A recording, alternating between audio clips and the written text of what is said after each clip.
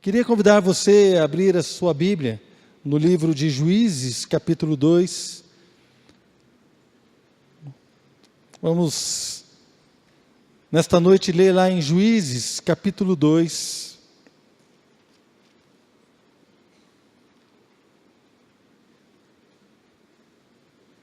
E eu gostaria de ler a partir do versículo 7.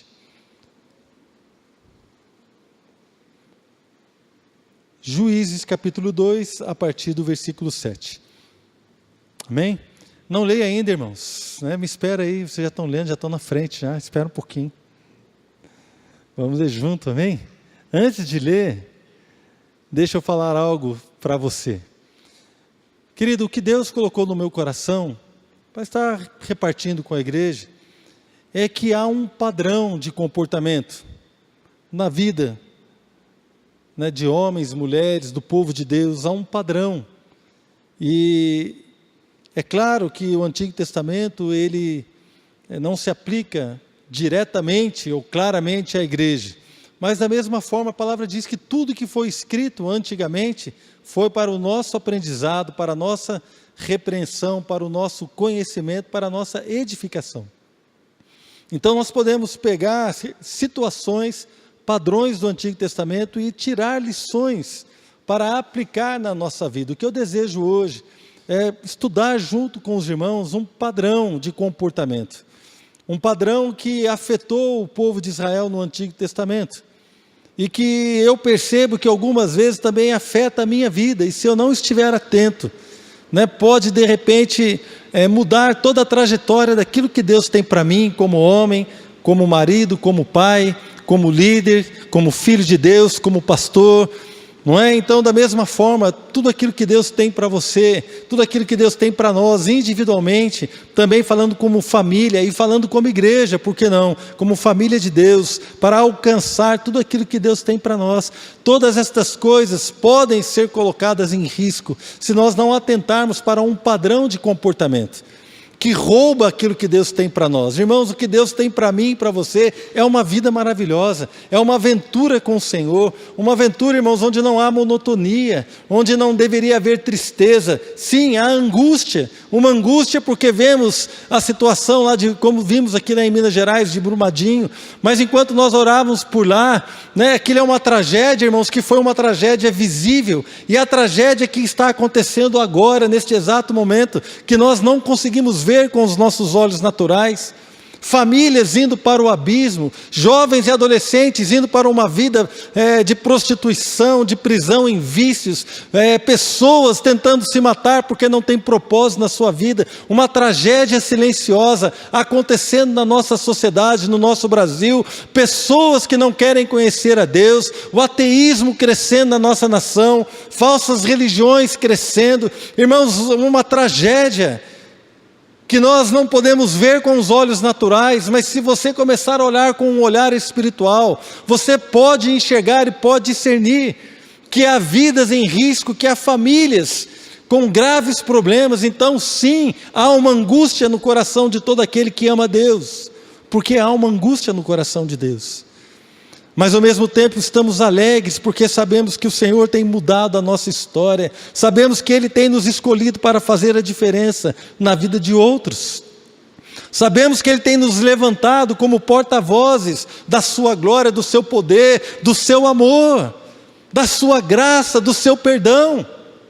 Deus tem levantado a igreja para anunciar que em Cristo Jesus, Ele não está levando em conta os pecados que foram cometidos anteriormente, mas está oferecendo a reconciliação, está oferecendo perdão, está chamando para a comunhão, está chamando para uma vida livre de maldição, livre do pecado, livre de todo vício.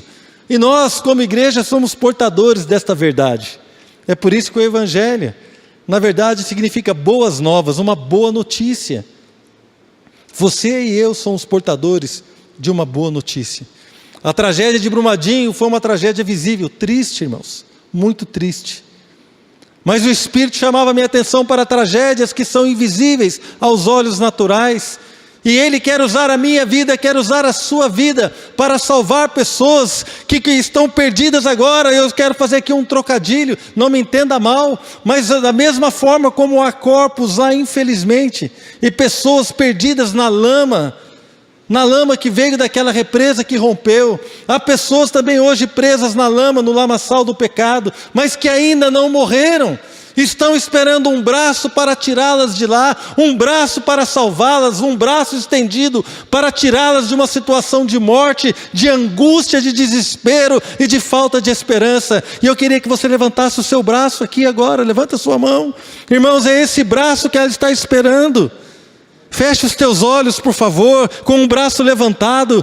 Pai, em nome de Jesus, esses braços que estão levantados, são braços que o teu Espírito vai usar para tirar vidas que estão presas no lamaçal do engano, do pecado, da maldição, ó Deus, de tudo aquilo que tem roubado a glória do Senhor. Vidas que estão desesperadas, vidas que não têm esperança, mas o Senhor levantou a igreja, e aqui estão braços dispostos a tocar vidas, a fazer a diferença no trabalho, na escola, no meio da sua família. Ó Deus, aonde eles estão plantados, irão fazer a diferença, porque o Senhor é Deus, e a glória do Senhor está sobre a igreja, o poder do Senhor está sobre a igreja. Agora peça ao Senhor: Deus, usa os meus braços. Peça, se você quer isso, se você tem essa disposição, fala: Deus, usa as minhas mãos. Usa, Senhor, as minhas mãos para tocar vidas. Usa, Senhor, a minha voz para tocar ouvidos. Usa, Senhor Deus, ó Pai, a minha oração para mudar histórias. Irmãos, há um padrão que roubava o que há de mais bonito no povo de Deus. Quando Deus falou com Moisés, quando Deus falou com Abraão, Deus falou assim: olha, eu quero levantar um povo que vai ser para mim um sacerdócio santo. E o povo de Israel falhou, mas lá em 1 Pedro, Pedro fala que nós, a igreja, somos sacerdócio real. Somos uma nação santa, chamados das trevas para proclamar as virtudes do Senhor. Irmãos, você foi chamado das trevas com um só propósito: proclamar as virtudes, proclamar a sua fidelidade, proclamar a sua santidade, proclamar a sua grandeza, proclamar o seu amor, proclamar a sua compaixão, proclamar as virtudes do Senhor. Foi este o único motivo pelo qual eu e você fomos tirados das trevas. Se nós não estamos fazendo isso, não estamos cumprindo aquilo que Deus gostaria que fizéssemos. E quando nós olhamos para a palavra, aquele povo que foi tirado da escravidão, aquele povo que foi liberto de uma situação terrível, onde os seus filhos, todo menino, bebê, homem que nascia era lançado para morrer. Onde Deus libertou Moisés, onde Moisés cresceu e depois se tornou o libertador de Israel, libertando o povo da escravidão. E aquele povo foi andando e tomou posse da terra, não com Moisés, mas com Josué. Entrou na terra de Canaã para estabelecer ali um lugar onde Deus seria honrado e glorificado. Um povo santo, separado de toda a idolatria, de todo engano, de todo erro. Quando eles chegaram naquele lugar, as nações que estavam lá sacrificavam crianças, as nações que estavam lá sacrificavam seus filhos no fogo, para outros deuses, para falsos deuses, e a Bíblia diz que era a demônios que eles sacrificavam essas coisas. É por isso que Deus estabeleceu ali naquele lugar um povo santo, e deu para eles estatutos maravilhosos. E um dia, Moisés perguntou para o povo: que Deus há entre as nações que tenha dado para nós estatutos tão justos, juízos tão retos? Que Deus há entre as nações, que tem dito desde a antiguidade o que iria acontecer, o que iria fazer? É o Deus Todo-Poderoso, o Deus de Israel, o Pai do nosso Senhor Jesus Cristo. Este é o Deus, o único e verdadeiro Deus que criou todas as coisas, que levantou um povo para servi-lo, mas este povo falhou, então Ele levantou a igreja. Nos levantou para servi-lo, e há um padrão, queridos, que eu e você não podemos permitir que esse padrão seja repetido em nossas vidas, em nossas famílias. Eu gostaria de ler com você aqui em Juízes, capítulo 2, versículo 7. Serviu o povo ao Senhor todos os dias de Josué e todos os dias dos anciãos, que ainda sobreviveram por muito tempo depois de Josué, e que viram todas as grandes obras feitas pelo Senhor a Israel. Ou seja, Josué é o sucessor de Moisés. E Josué entra com o povo na terra de Canaã, e ele começa a conquistar a terra, e quando Josué morreu, a terra ainda não estava toda conquistada, e aqui está sendo dado um relato, que enquanto Josué e os anciãos, as pessoas, os líderes, que viram todas as obras do Senhor, viviam, o povo servia o Senhor. Versículo 8, faleceu Josué, filho de Num, servo do Senhor, com a idade de 110 anos. Sepultaram no limite da sua herança, em Timnat-Heres, na região montanhosa de Efraim, ao norte do monte Gaás. Foi também congregada a seus pais toda aquela geração. E outra geração após ele se levantou, que não conhecia o Senhor, nem tampouco as obras que fizera Israel.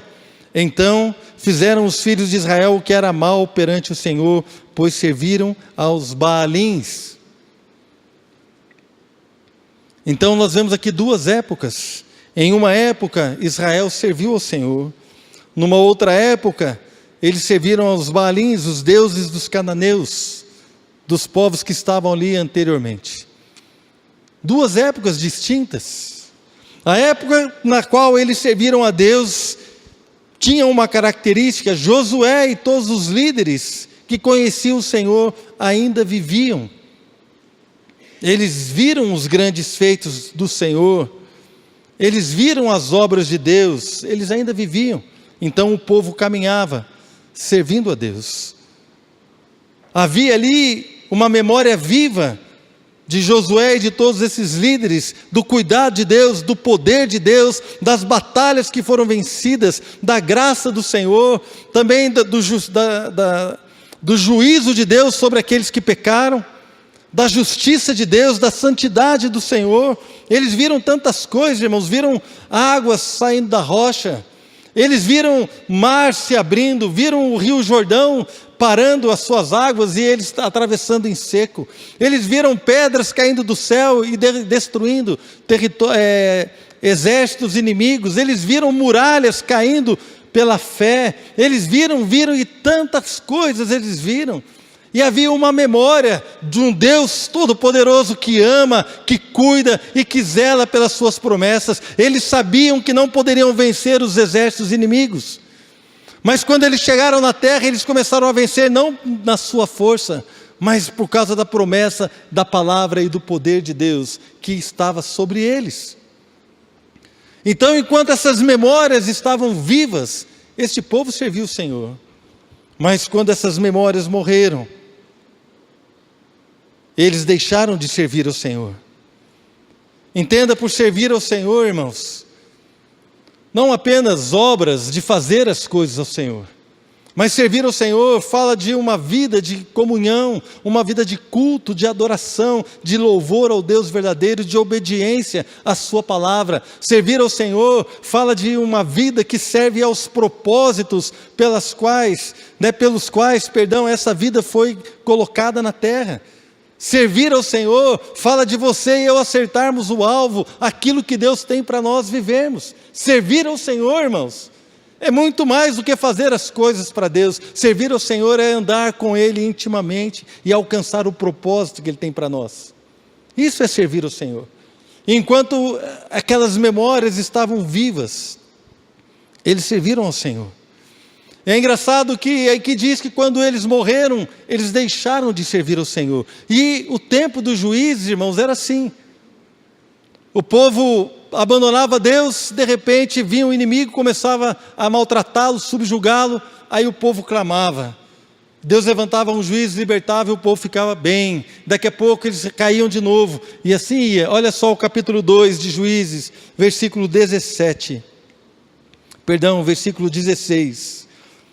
O tempo dos juízes, irmãos, é mais ou menos descrito dessa forma aqui pela palavra. Juízes capítulo 2, verso 16. Suscitou o Senhor juízes, que os livraram da mão dos que os pilharam. Contudo, não obedeceram aos seus juízes. Antes se prostituíram após outros deuses e os adoraram. Depressa se desviaram do caminho por onde andaram. Seus pais, na obediência dos mandamentos do Senhor, não fizeram como eles. Quando o Senhor lhes suscitava juízes, o Senhor era com o juiz e os livrava da mão dos seus inimigos, todos os dias daquele juiz, porquanto o Senhor se compadecia deles ante os seus gemidos, por causa dos que os apertavam e oprimiam. Sucedia, porém, que falecendo o juiz, reincidiam e se tornavam piores do que seus pais, seguindo após outros deuses, servindo-os e adorando-os eles. Nada deixavam das suas obras, nem da obstinação dos seus caminhos. Então, aqui é um resumo de como era o tempo dos juízes. Deus levantava um juiz, e aquele juiz era um homem, uma mulher de Deus. E enquanto aquela pessoa caminhava, estava viva, servindo a Deus, trazia um temor, trazia um respeito à palavra, à obra de Deus. Então o povo servia a Deus. Mas quando esse homem, esse juiz morria, esta pessoa morria, o povo desviava de novo, ou seja, há um padrão de comportamento. Um padrão de comportamento onde, quando a memória da glória, do poder, da comunhão, das promessas, do agir de Deus está presente na vida do povo, o povo serve a Deus com alegria. Quando esta memória sai, quando morre esta pessoa, ou esta memória de alguma forma, ela sai da vida, diante dos olhos, do coração e da mente do povo, o povo não tem mais esta memória, então o povo se desviava e praticava coisas abomináveis a Deus. Não apenas no tempo dos juízes, isso é verdade. Eu quero ler com você um trecho que está lá no livro de 2 Crônicas, o segundo livro das Crônicas, no capítulo 24. Antes de ler, nós vamos falar aqui sobre o rei Joás.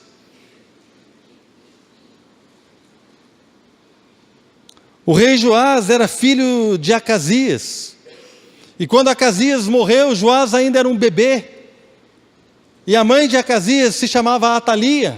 Essa história está contada no capítulo 22 e 23 de 2 Crônicas.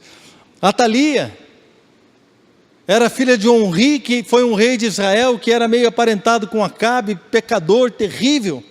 E esta mulher, quando viu que Acasias morreu e os filhos dele ainda eram muito pequenos para reinar, ela mandou matar toda a descendência real. Até mesmo os filhos de Acasias, que eram um pouco maiores do que Joás ainda era um bebê, mandou matar os próprios netos, matou todo mundo. E ela usurpou o reino, ela reinou. Mas havia uma palavra, a palavra de que não faltaria um filho de Davi no reino, no trono de Judá. Então Atalia, quando estava matando todos aqueles filhos, aquelas crianças, a descendência real, uma mulher, a esposa de Joiada, que era o sacerdote, ela pegou um dos filhos de Acasias e escondeu e cuidou dele escondido no templo, dentro da casa do Senhor, escondeu aquele menino. E quando aquele menino tinha 7 anos, Joiada, o sacerdote, fez um acordo, chamou todos os levitas, chamou o exército, e ele proclamou Joás como rei.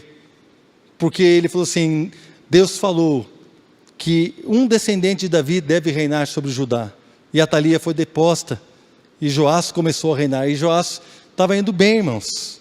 E agora nós vamos ler esse texto aqui, de 2 Crônicas, capítulo 24. Diz assim, Joás fez o que, perdão, irmãos, 2 Crônicas 24, versículo 2. Joás fez o que o Senhor aprova enquanto viveu o sacerdote Joiada. Olha só o versículo 15. Joiada morreu com idade avançada de 130 anos. Foi sepultado com os reis da cidade de Davi, em atenção ao bem que havia feito em Israel em favor de Deus e do seu templo. Depois da morte de Joiada, os líderes de Judá foram falar com o rei e lhe prestaram reverência. E ele aceitou o que disseram. Então abandonaram o templo do Senhor, o Deus dos seus antepassados, e prestaram culto aos postes sagrados e aos ídolos. por culpa deles, a ira de Deus veio sobre Judá e sobre Jerusalém. Aqui também, irmãos, há duas épocas. Serviram ao Senhor enquanto Joiada vivia. Joiada aqui representa uma firmeza de caráter. Joiada aqui representa o conhecimento das promessas de Deus. Joiada aqui representa aquele que sabe o que deve ser feito. Ele sabe o que deve acontecer. Então, enquanto Joiada viveu, o rei e todos os seus súditos, todo o reino, serviu a Deus, porque havia uma firmeza de caráter, havia uma firmeza de obediência ao Senhor. Enquanto havia essa firmeza presente no povo, o povo serviu ao Senhor. Quando esta firmeza saiu de cena pela morte de Joiada, o povo desandou, irmãos. Desandou e começou a prestar culto a postes sagrados e aos ídolos. Enquanto vivem a lembrança e a firmeza na nossa vida, nós servimos ao Senhor. Veja o padrão de comportamento do povo de Israel. Observe aqui o padrão, querido, que há uma maneira que esse povo se comportava, e que infelizmente, irmãos, nós podemos olhar para a igreja, e entender também que algumas vezes nós praticamos ou deixamos que este padrão de comportamento afete a nossa vida.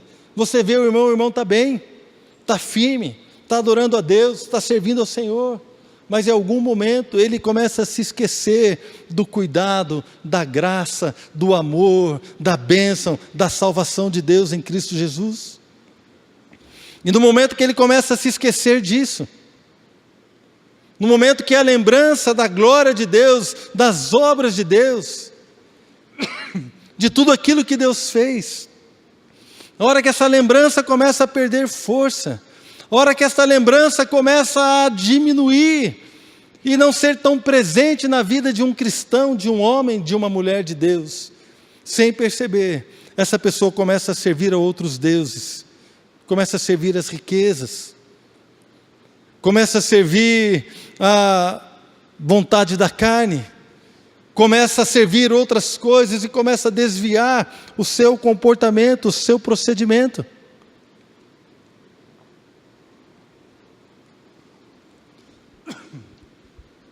Porque aquela lembrança não está firme. Não está firme. Eu lembro de uma vez,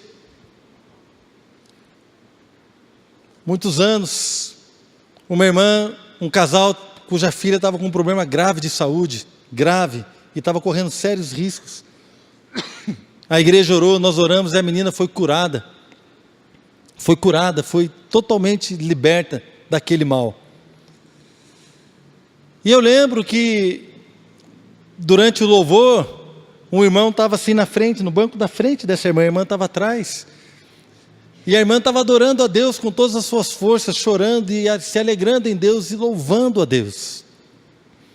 E quando acabou o louvor, ela veio para dar o testemunho, e ela deu testemunho daquilo que Deus havia feito na vida da sua filha, como havia curado, liberto a sua filha.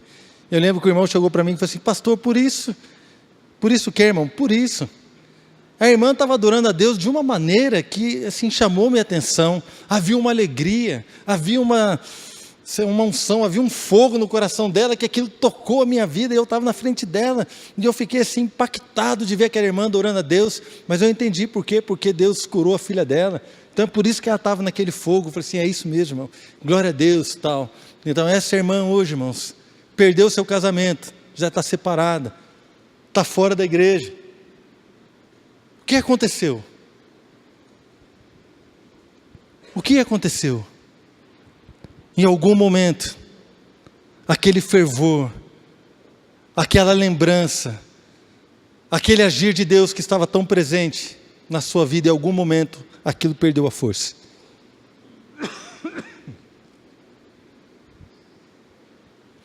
Em algum momento da sua vida, aquilo perdeu o brilho. E quantos casos, infelizmente, eu poderia contar, de pessoas, irmãos, que perderam o brilho, perderam a alegria, perderam o fogo, perderam o fluir do Espírito na sua vida, mas que viveram grandes coisas no passado recente, que choravam aqui durante o louvor, pessoas que quando se aproximavam de Deus se alegravam, sentiam alegria, sentiam aquele fogo, mas hoje não. A pessoa está ali desanimada, acabrunhada. O que aconteceu, irmãos? Ela foi sufocada com os problemas, com as angústias, com a falta de lembrança daquilo que Deus já fez, com falta de firmeza de caráter para manter firmes os seus pés na santidade e não dar espaço ao pecado.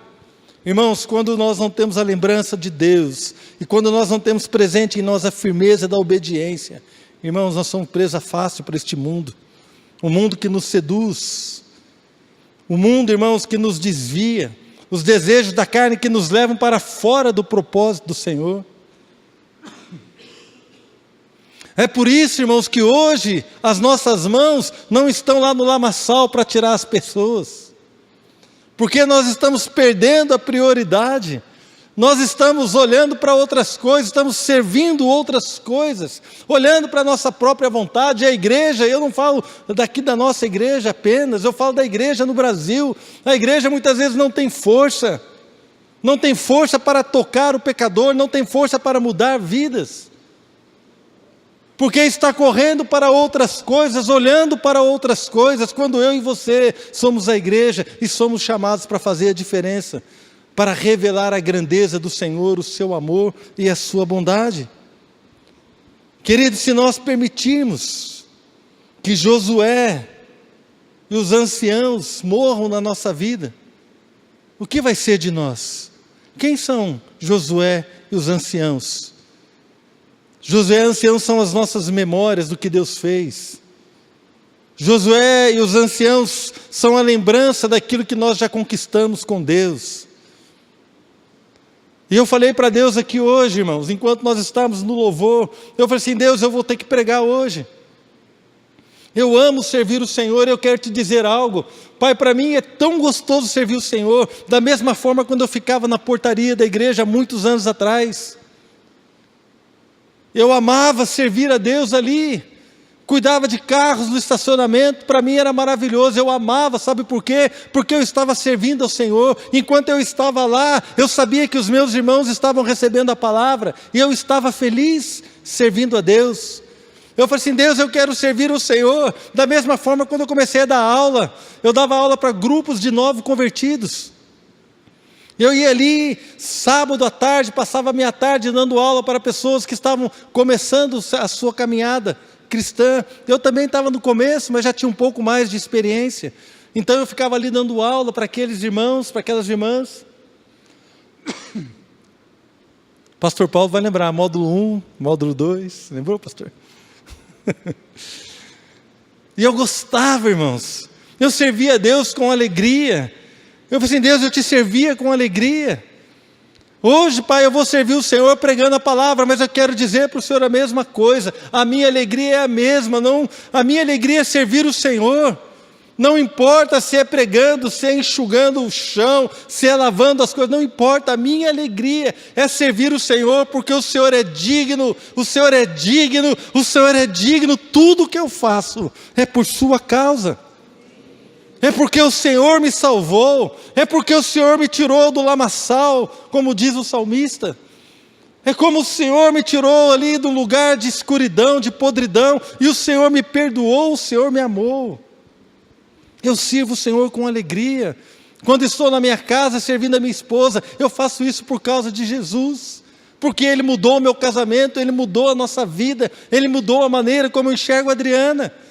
Quando eu me casei com a Adriana, eu já amava muito. Hoje eu amo muito mais, mas a maneira como eu enxergava foi mudada completamente pelo Senhor. Hoje eu olho para a Adriana não como minha esposa, mas eu olho para a Adriana hoje como a filha do Deus Altíssimo, alguém que Deus me confiou para cuidar. Irmãos, o negócio ficou mais alto, ficou mais difícil. Quando eu olho para as minhas filhas, eu quero servi-las com amor, com graça, impondo limites. Quando a gente impunha limite para elas, quando elas eram pequenas, Muitas vezes elas ficavam chateadas uma ou outra vez, mas a gente impunha limites, impunha horários, fazia estudar, estudava junto, brigava, todas as coisas que os pais fazem com os filhos. Porque servir a sua família é servir a Deus. E quando nós perdemos a memória daquilo que Deus fez por nós, nós não servimos a nossa família. Quando nós perdemos a firmeza de caráter, de Joiada, aquele que o sacerdote que enquanto ele viveu, o rei andou nos caminhos do Senhor, mas quando ele saiu de cena, o rei descambou para o pecado. A firmeza de caráter, a firmeza de alguém que conhece o que deve ser feito, a firmeza de alguém que conhece a palavra, a firmeza de alguém que sabe o que deve acontecer diante das promessas do Senhor, a firmeza de alguém que não se desvia nem para a direita, nem para a esquerda, mas quer obedecer a palavra. Quando falta esta firmeza, a primeira coisa que a pessoa faz é deixar de servir a sua família. Ela quer servir a si mesma, procura outros relacionamentos, ou então ela se isola, porque ela quer cuidar da sua vida, quer ter alegria, quer ter o direito de ser feliz. Irmãos, não há felicidade numa vida fora do propósito de Deus, não se engane. Não existe felicidade fora de uma vida que está centrada no propósito do Senhor. Porque a felicidade que o mundo dá, querida, é passageira. Tudo que há no mundo é passageiro. Os prazeres da carne vão passar. Os prazeres do pecado vão passar. Os prazeres, irmãos, do engano vão passar. As facilidades da vida vão passar. Mas haverá um dia que eu e você estaremos diante do Deus Todo-Poderoso, a quem vamos prestar contas. E se nós ficarmos firmes até lá, com fé no Senhor Jesus, vamos reinar eternamente com Ele. Todas as coisas vão passar. Mas a eternidade com Cristo, irmãos, é algo maravilhoso que nós vamos viver com Ele, para a sua glória, e nós vamos adorá-lo eternamente. Querido, mas quando nós não temos uma vida centrada no propósito do Senhor, nós perdemos isso. Outro serviço vai tomar o lugar do serviço ao Senhor. Lembre-se que eu falo de servir a Deus, não é fazer as coisas para Deus apenas, mas é louvá-lo, obedecê-lo, ter intimidade, ter comunhão, adoração, uma vida de culto, de temor. Quando nós perdemos a memória daquilo que Deus fez, quando Josué sai de cena, quando os anciãos saem de cena, nós começamos a praticar loucuras, imoralidades e começamos a caminhar fora do propósito. Quando Joiada sai de cena, a firmeza do caráter e da obediência, da mesma forma, outro serviço vai tomar o lugar do serviço ao Senhor. Irmãos, nós vamos servir a nossa carne.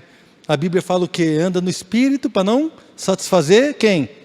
O desejo da carne. Anda no Espírito. Quando nós saímos daquilo que Deus quer fazer, nós começamos a servir outro tipo de coisa, começamos a servir o pecado, começamos a servir a nossa carne, começamos a servir o Deus dinheiro, Mamon.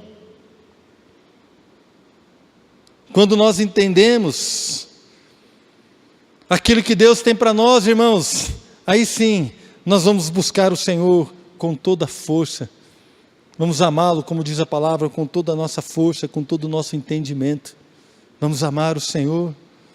Como, irmãos, manter uma chama ardendo no nosso coração, que nos leva a servir, buscar, amar o Senhor? Como, irmãos, nós vamos manter essa chama? Querido, não podemos deixar que Joiada morra na nossa vida, no nosso ministério. Não podemos deixar que Josué e os anciãos venham a morrer, a passar, a sair de cena. Como, querido, que nós podemos obedecer o que diz lá em 1 Tessalonicenses 5,19, não apagueis o Espírito? Como nós podemos viver isso, irmãos? É engraçado que o Espírito não pode ser apagado, o Espírito Santo é Deus, amém, irmãos? Outro dia eu lembro que eu estava pregando, falei sobre isso. O Espírito Santo é Deus. Como é que você vai apagar Deus? Do que é que então o apóstolo Paulo está falando quando ele diz não apagueis o Espírito? Ele está dizendo que nós não devemos tolher, ou de alguma forma prejudicar o agir do Espírito em nós. Deixe o Espírito Santo agir na sua vida. Deixe o Espírito Santo lembrar você das suas promessas.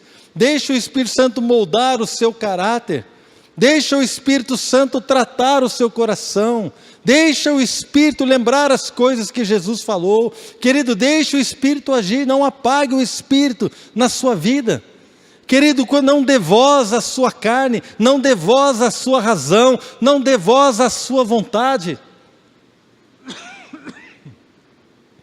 Mas dê voz ao Espírito Santo. Deixe o Espírito falar.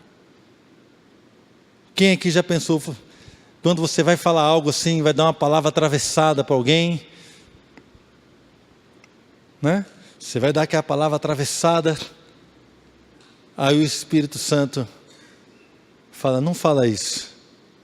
Quem já teve essa experiência?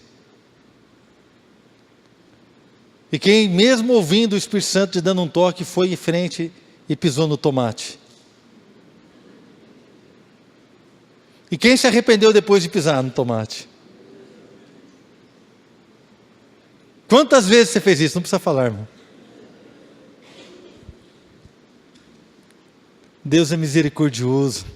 Eu não sei porquê, mas Ele deseja andar com pessoas como nós. Que Ele nos avise e a gente não dá bola, a gente erra, cai, depois levanta, depois perdoa, e assim vai. Mas irmãos, quanto mais a gente for pecando, mais nós vamos nos afastando do Senhor. É como se fossem duas extremidades. Aqui está o propósito de Deus, onde nós vamos ter uma vida frutífera. Aqui nós vamos ter uma vida frutífera. No propósito de Deus, vamos servir o Senhor, vamos servir a nossa família, vamos fazer a diferença na sociedade, vamos ser o braço que vai alcançar as pessoas no lamaçal. Aqui nós vamos glorificar a Deus com a nossa vida.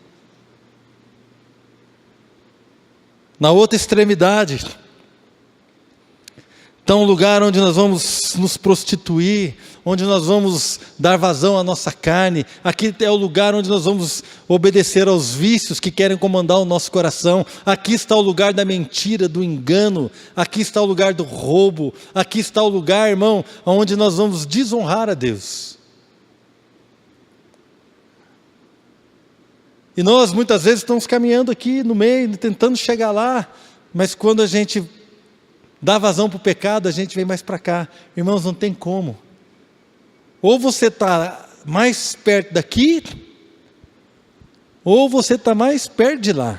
Quando você deixa o pecado, e quando você dá as costas para obedecer à sua voz, quando você dá as costas para os seus desejos malignos, a Bíblia diz, concupiscência são os maus desejos da nossa carne. Quando nós damos as costas, nós começamos a caminhar em direção ao propósito de Deus.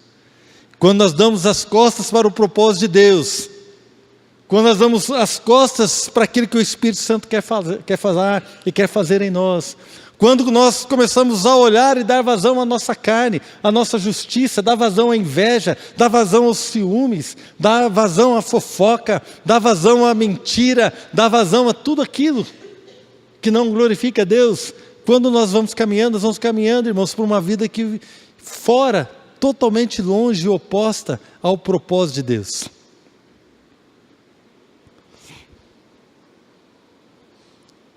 Não apagueis o Espírito.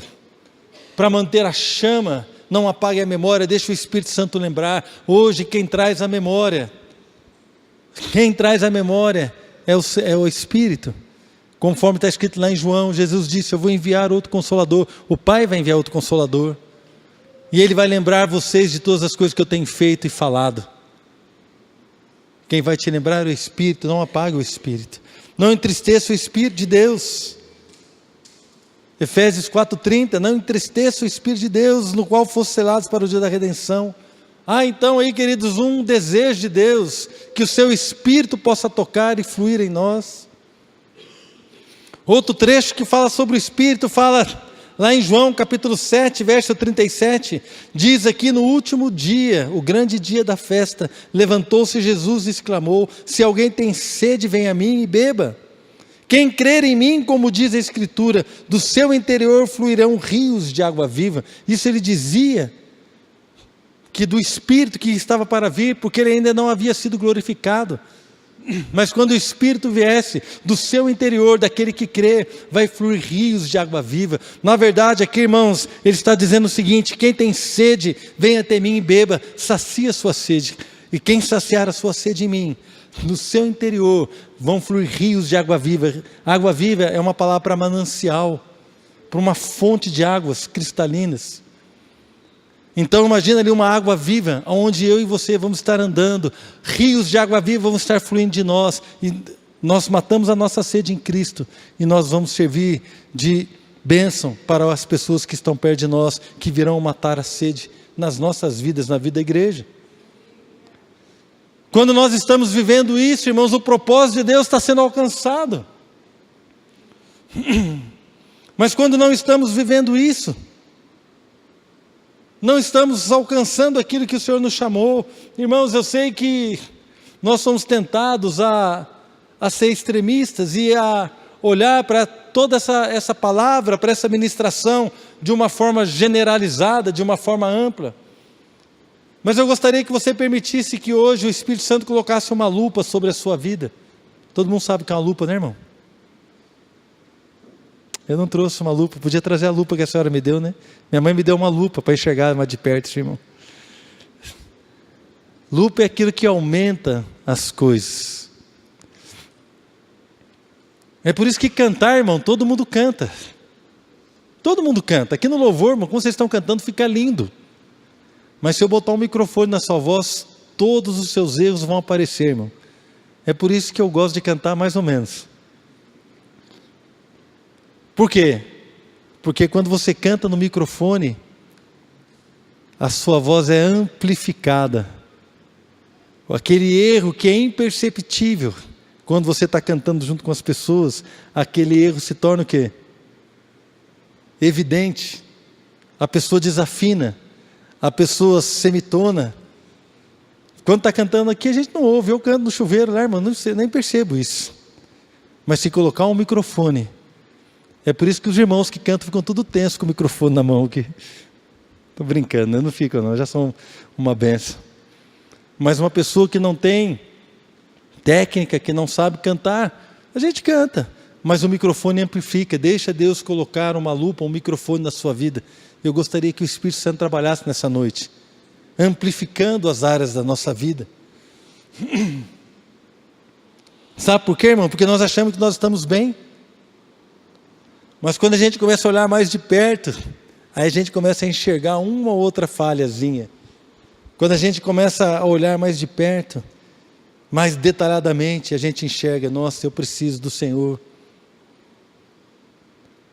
Vamos fazer um exercício aqui, você não precisa levantar a mão nem nada.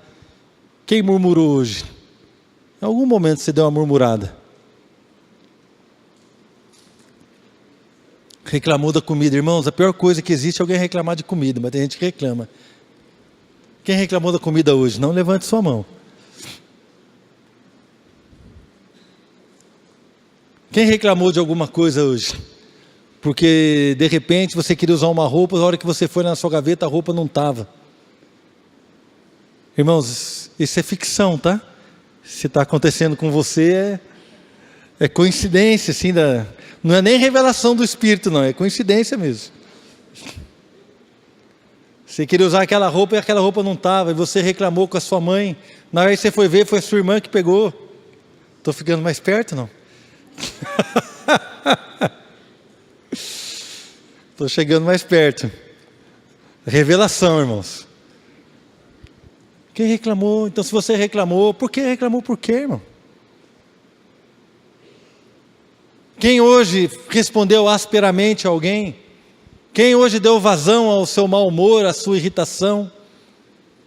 Quem hoje talvez comeu demais, irmão, cometeu o pecado da gula? Ninguém mais fala nisso hoje em dia, né? As pessoas comem e acham legal. Eu sou um que estou tomando cuidado com isso, irmão. Não é? Não, querido. Você precisa sair agora do culto e comprar aquela pizza gigante de 16 pedaços? Precisa, irmão. Tem uns que falando, precisa, pastor. Que nem a gente fala lá em casa, vai encher o pandu de pizza, 10 horas da noite. Irmão, faz mal. Então a gente começa a errar em pontos que nós estamos acostumados. Deixa o Espírito Santo colocar uma lupa na sua vida. Aonde é, irmãos, que você e eu temos perdido a memória daquilo que Deus fez? Nós temos nos lembrado da sua cruz, nós temos nos lembrado do seu amor, nós temos nos lembrado que Ele quebrou as nossas maldições, nós temos nos lembrado que o castigo que nos traz a paz estava sobre Ele. Nós temos prestado atenção, irmãos, que muitas vezes nós não estamos de frente para o propósito de Deus, porque na verdade hoje, o dia passou e agora é domingo, já são quase 9 horas da noite, e eu nem pensei em cumprir o propósito que Deus tem para a minha vida. Na verdade, hoje eu orei para Deus me abençoar, hoje eu orei para Deus me dar algo novo, hoje eu orei para qualquer coisa, ou talvez hoje eu nem orei, porque eu não estou olhando para o propósito, não estou olhando para aquilo para o qual eu fui chamado. E quantas vezes nós estamos de frente ali para o pecado, de frente para a maldição, de frente para a fofoca, para o engano, enganando os nossos pais, enganando os nossos cônjuges, amaldiçoando pessoas, virando as costas para aquilo que Deus tem, e de frente para aquilo que nos leva para longe do Senhor. Irmãos, vivendo uma vida que não vai nos abençoar, que não vai causar o impacto que Deus deseja que cause na vida de outros. Irmãos, o Senhor nos libertou de enganos, de pecados que não iriam nos abençoar e não vão nos abençoar. Não vão abençoar os nossos familiares, as pessoas que amamos, não. O Senhor nos libertou.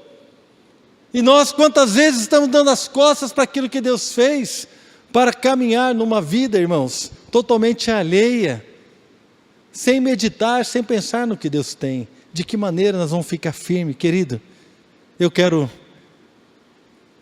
dar um testemunho para vocês. Sexta-feira eu estava aqui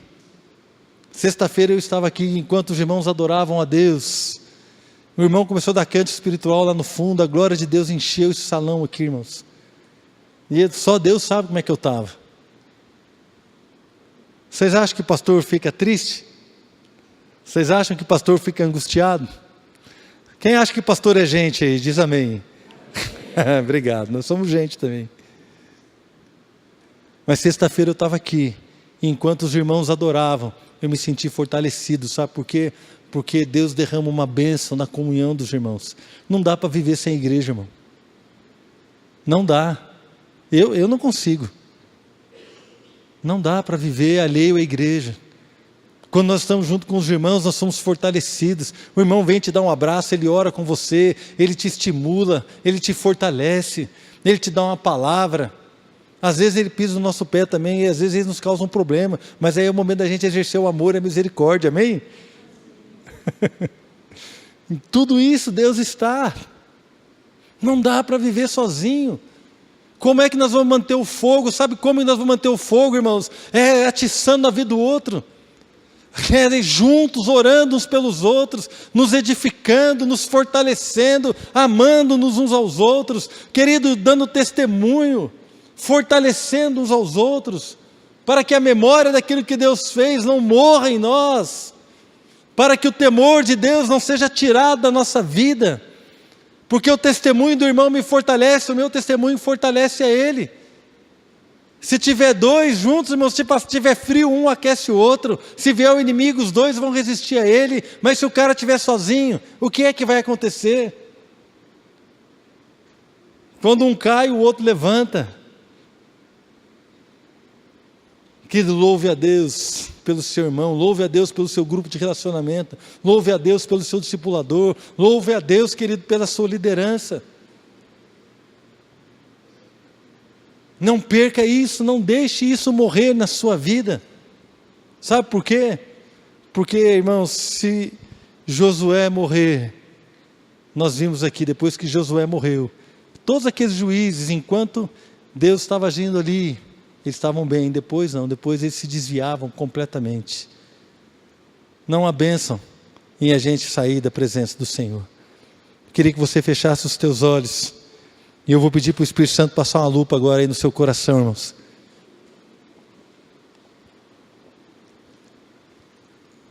Que nem Ele passou uma lupa no meu coração.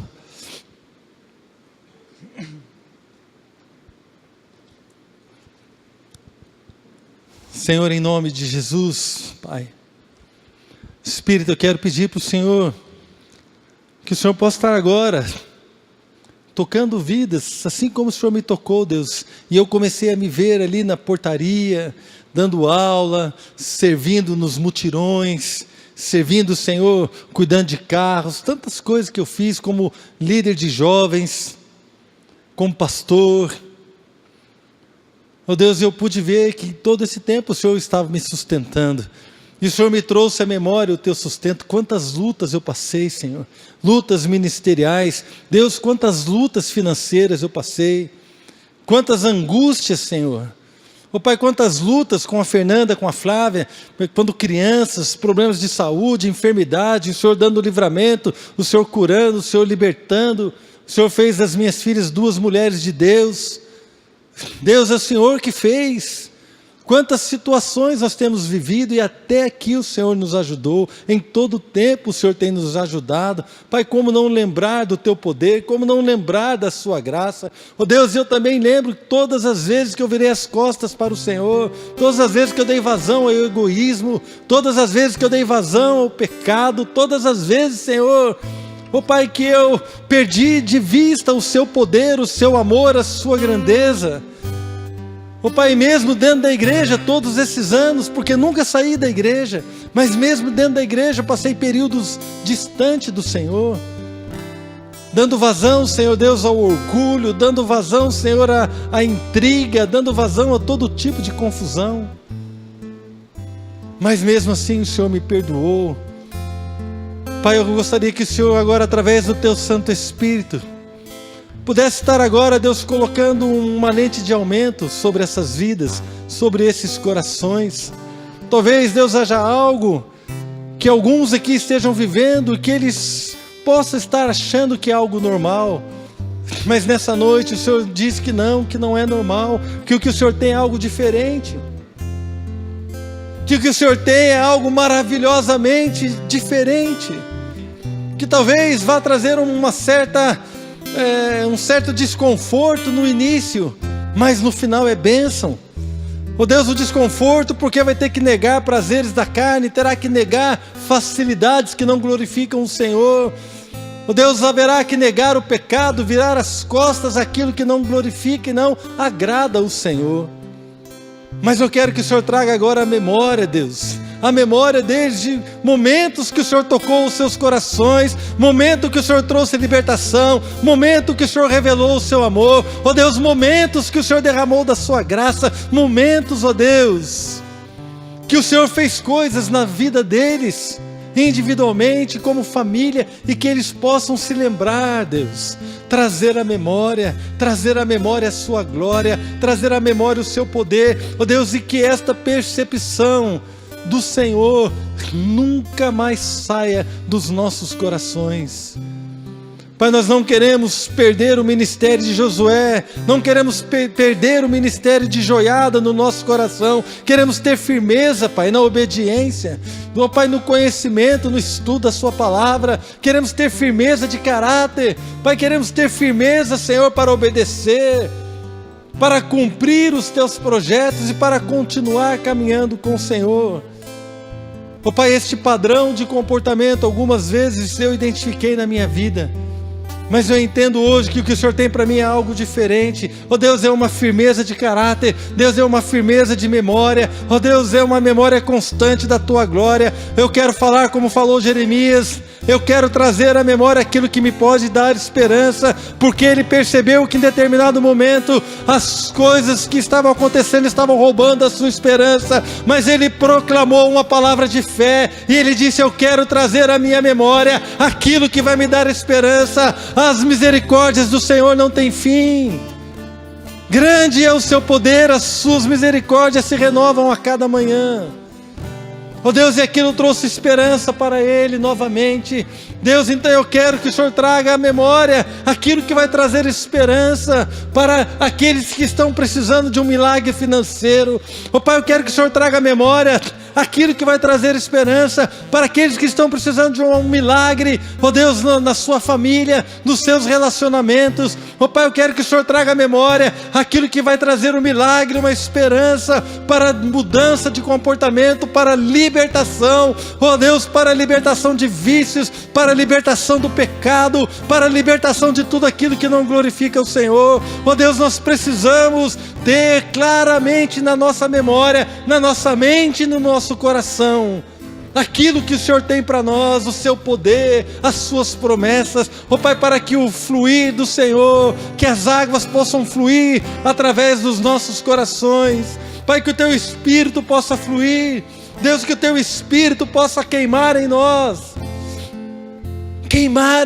ó Deus, a chama da paixão pelo teu propósito, a chama, Deus, de uma paixão, de um amor, de um desejo ardente, Deus, um desejo ardente de obedecer aquilo para o qual eu fui conquistado, de ser um homem de Deus, de ser um homem de Deus, de ser um homem de Deus, ó Pai, de viver para o Senhor com toda a minha força, de viver somente para o Senhor, de negar o pecado como igreja, Senhor. Nós queremos ser a mão que vai tirar as pessoas da lama. Pai, como igreja, nós queremos alcançar as pessoas presas, oh Deus, na miséria espiritual, na miséria financeira, no engano, no pecado, nas falsas religiões, na pornografia, no adultério, em tantas coisas, mas nós somos a mão do Senhor nesta terra. Leva-nos, Deus, a viver o teu propósito. Leva-nos, Deus, a viver o teu propósito, porque não queremos outra vida a não ser aquela que o Senhor tem para nós.